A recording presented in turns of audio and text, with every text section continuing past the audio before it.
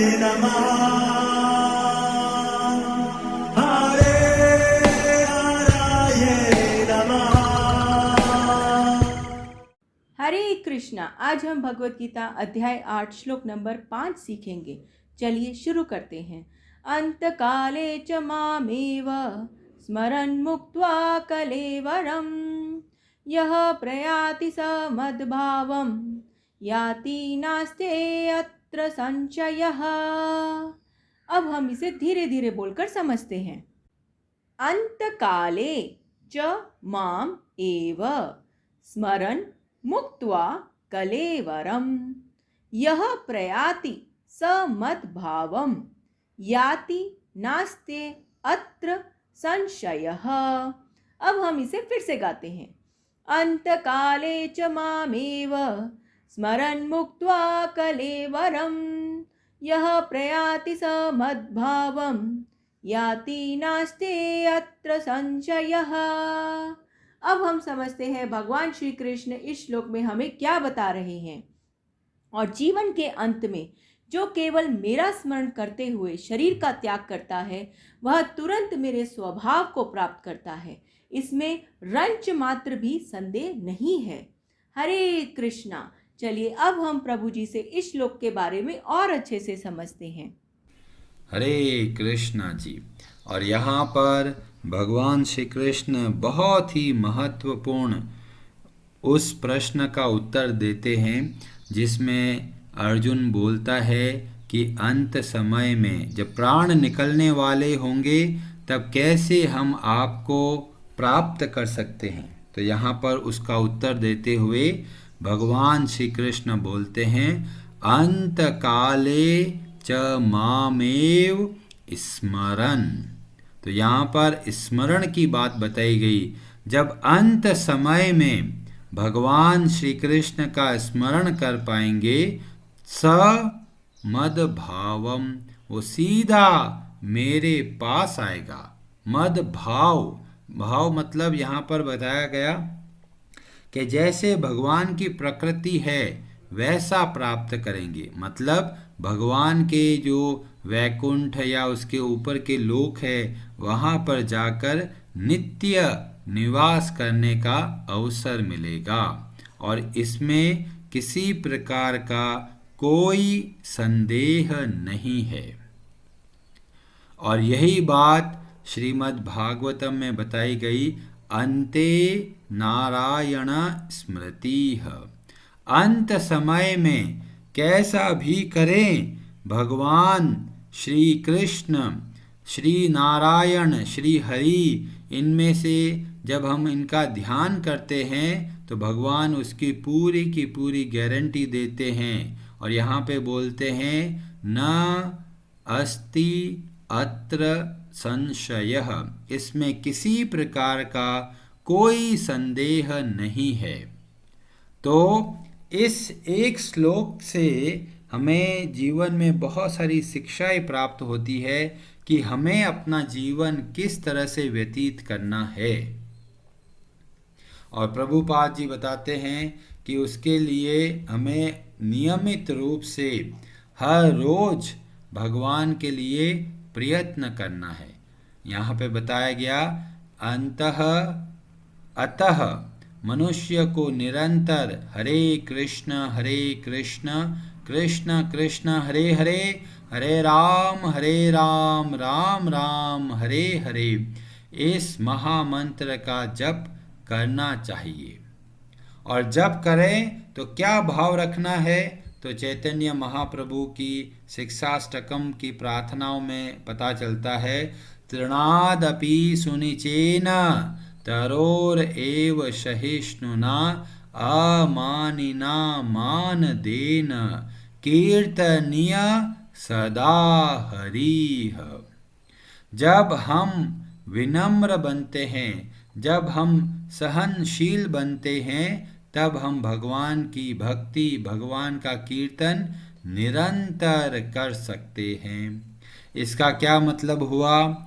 इसका बहुत सरल मतलब है कि जब हम विनम्र होकर भगवान की शरण ग्रहण करते हैं, कि भगवान आपके सिवाय और कोई सहारा नहीं है और मेरी कोई योग्यता नहीं है। जो मैं जप कर पा रहा हूँ ये केवल आपकी ही कृपा है।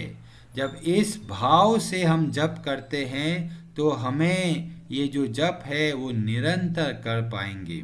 नहीं तो हम जब सोचते हैं मैं जप करता हूँ तो वास्तव में हम अपने अहंकार में बंध जाते हैं और जल्दी ही हम अपने जप से अलग होने लगते। तो हमें चाहिए विनम्र होकर एकमात्र आश्रय ग्रहण करके और जप करना है। और यहाँ पर जैसा बताया गया कि अंत समय में किसका स्मरण होगा, उसके अनुसार भगवान बोलते हैं कि अगर अंत समय में भगवान का स्मरण कर पाएंगे तो सीधा भगवान के धाम को जाएंगे।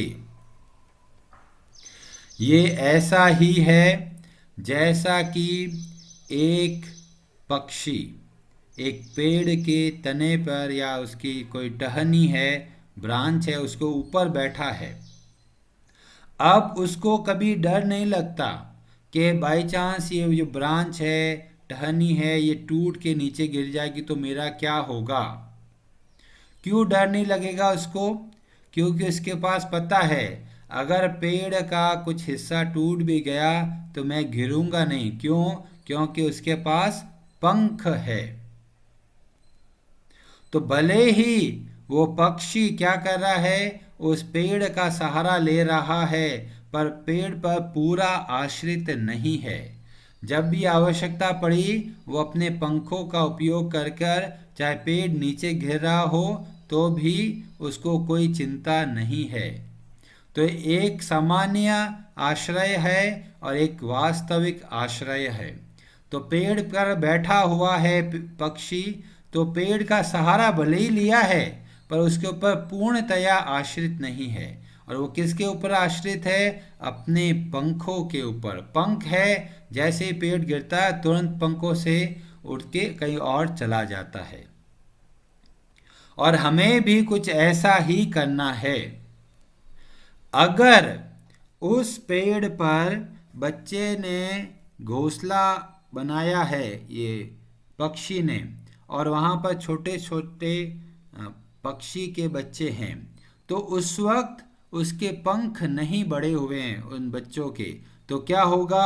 अगर पेड़ गिरेगा तो वो सब भी गिर सकते हैं। और ये मैं क्यों बता रहा हूँ? ये मैं इसीलिए बता रहा हूँ कि हमारी भी परिस्थिति कुछ ऐसी ही है। हमें पता ही नहीं कि हमारे आगे जीवन क्या है और उसको कैसे प्राप्त कर सकते हैं। हम सोचते हैं ये शरीर का ही आश्रय है, ये संसार का ही आश्रय है, पर जब यह आश्रय छूटता है तब हम व्याकुल हो जाते हैं। हम सोचते हैं कोई और आश्रय है ही नहीं, पर जैसे ही भक्ति करते हैं तो हमें पंख प्राप्त होते हैं। हम संसार में रहते हुए भी संसार के आश्रय से मुक्त रहते हैं। तो हम लोग ऐसे ही हैं जैसे उस पक्षी के छोटे बच्चे की तरह, जिसके पंख अभी पूरी तरह विकसित नहीं हुए, और इसलिए हम लोग सोचते हैं अरे ये पेड़ गिर गया, ये संसार से छूट गए तो हमारा क्या होगा। पर जैसे ही हम भक्ति के द्वारा अपने पंखों को बढ़ाते हैं तब हम उसके ऊपर आश्रित नहीं रहते। भले ही संसार चला जाए, भले ही यह शरीर छोड़ दे, फिर भी हम भयभीत नहीं होंगे। हमें डर नहीं लगेगा। क्यों? क्योंकि हमारा आश्रय तो भगवान श्री कृष्ण है। जब उनका आश्रय लेकर हम संसार में कार्य करते हैं तो भले ही ऐसा लगेगा कि हम संसार पर आश्रित हैं, पर वास्तव में जब भी विपत्ति आई और वह संसार का आश्रय छूट गया तो भी किसी प्रकार की चिंता नहीं होगी। और हम लोग कैसे पता करें कि अंत समय में भगवान को याद कर पाएंगे? तो बोलते हैं बहुत आसान है। जब अभी आपके जीवन में संकट आए तो आप भगवान को कितना याद कर पाते हो, उससे पता चल जाएगा। क्यों, कैसे पता चलेगा? कि जो मृत्यु का समय है वो सबसे बड़ा खतरा है, सबसे भारी विपत्ति है। जब हमारे मेहनत का पैसा चोरी हो जाए तो कितना दुख होता है, और जब हमसे सब कुछ छीन लिया जाए तो बहुत पीड़ा होती है। और मृत्यु का समय ऐसा ही है, जब जिसको हम इतना प्रेम करते हैं, अपना ये खुद का शरीर, जब वह शरीर अलग हो रहा है, जो शरीर से संबंधित जो जो वस्तु और व्यक्ति है उन सब से दूर हो रहे हैं, उस वक्त बहुत पीड़ा होती है। और उस समय भगवान का स्मरण केवल वही कर पाएंगे जिन्होंने अच्छे से ट्रेनिंग करी है, जिन्होंने अपने जीवन में स्वस्थ रहते हुए अभ्यास किया है, वो ही अंत समय में भगवान को याद कर पाएंगे। और नहीं तो फिर उसका उत्तर भगवान श्री कृष्ण अगले श्लोक में देते हैं। तो हमारा यह दायित्व है, बहुत लोग हमको धोखा देते हैं, खुद भी धोखे में है और बाकी लोगों को भी धोखे में रखते हैं। वो क्या धोखा देते हैं? वो धोखा देते हैं और कहते हैं, अरे बहुत उम्र पड़ी है, बुढ़ापे में जाके खोलेंगे भगवत गीता, अभी क्यों, अभी तो जीवन के मजे लीजिए, अभी जीवन में बहुत कुछ करना है, भक्ति का काम सबसे अंत में करेंगे। ये ऐसे व्यक्ति है जो खुद को धोखा देते हैं और दूसरों को भी धोखा देते हैं। इसलिए ऐसे लोगों की बात नहीं सुनकर हमारे शास्त्र हमको क्या सिखाते हैं, उसके अनुसार जीवन को चलाना है। जब बोला गया प्रहलाद महाराज ने, कौमार आचरेत प्रज्ञो, बहुत छोटी आयु से ही कौमार, कुमार जैसे बोलते हैं, चलो 12, 13, 14 साल, पर वास्तव में बताया गया जितनी छोटी आयु से हम भगवान की भक्ति आरंभ करते हैं उतना हमको लाभ मिलता है। और अगर कोई बोलेगा जी हमें तो पता ही नहीं था, अब जाके हमें पता चला, जिसमें 75% तो लाइफ चली गई है, उम्र तो मेरी बीत चुकी है, अब हमें जाके पता चला, क्या करें? कोई बात नहीं, जैसे ही पता चले कि भाई ये हमारा लक्ष्य है, ये हमारा उद्देश्य है, वहीं से ही भक्ति आरंभ कर दीजिए और उसमें किसी तरह का ढिलाई मत रखिए। हाँ जी कर लेते हैं जी कभी कभी जब मन होता है, ऐसे नहीं भक्ति करनी है। भक्ति करनी है पूर्ण हृदय से, पूर्ण रूप से समर्पित होके भक्ति करना है। अब कई लोग बोलेंगे हाँ जी हम तो मुंह से नाम जप कर लेंगे जी, अंत समय में याद आ जाएगा हमको। कि कई लोग होते हैं जो जप करते हैं पर मन कहीं और भटकता रहता है, और अंत समय में भी ऐसा ही हो सकता है। मतलब मुंह में तो भगवान का नाम का जप कर रहे हैं पर मन हमारा कहीं कहीं और विचारों में लगा हुआ है, घर परिवार में लगा हुआ है, पुत्र पौत्रों में लगा हुआ है, पैसों में लगा हुआ है, म्यूचुअल फंड में लगा हुआ है, कोई खेती में लगा हुआ है, कोई भैंसों के बारे में सोच रहा है। मुंह में तो भगवान का नाम आ रहा है पर मन कहीं और भटक रहा है, तो वास्तव में वह भी स्मरण नहीं कहलाएगा। और ये कैसे आरंभ होता है? सर्वप्रथम आरंभ होता है श्रवण के द्वारा।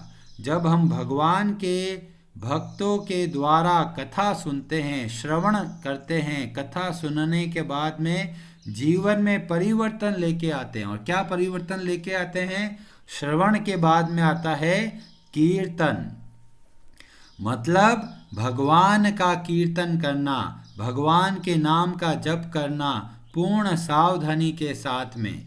जब ये श्रवण और कीर्तन करेंगे तो क्या होगा? विष्णु स्मरण। तब हम भगवान का स्मरण निरंतर कर पाएंगे। अब कई लोग सोचते हैं अरे वाह भगवान ने तो बहुत जबरदस्त बात बोली है, अंत समय में भगवान का स्मरण कर लेंगे और वाह पूरे संसार से मुक्त होकर भगवान के धाम को चले जाएंगे ना। तो भगवान बोलते हैं ऐसा संभव नहीं है।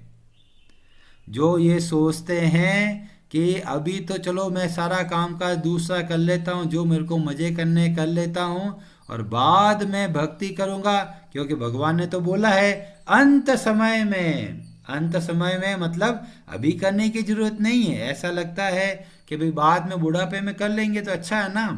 तो भगवान बोलते हैं ये बहुत बड़ा खतरा है। और क्यों है खतरा? क्योंकि भगवान श्री कृष्ण एक बहुत बड़ा सिद्धांत बताते हैं अगले श्लोक में, जिसकी चर्चा हम कल करेंगे। हरे कृष्णा जी। आप सबका बहुत बहुत धन्यवाद। Hare Hare Namaha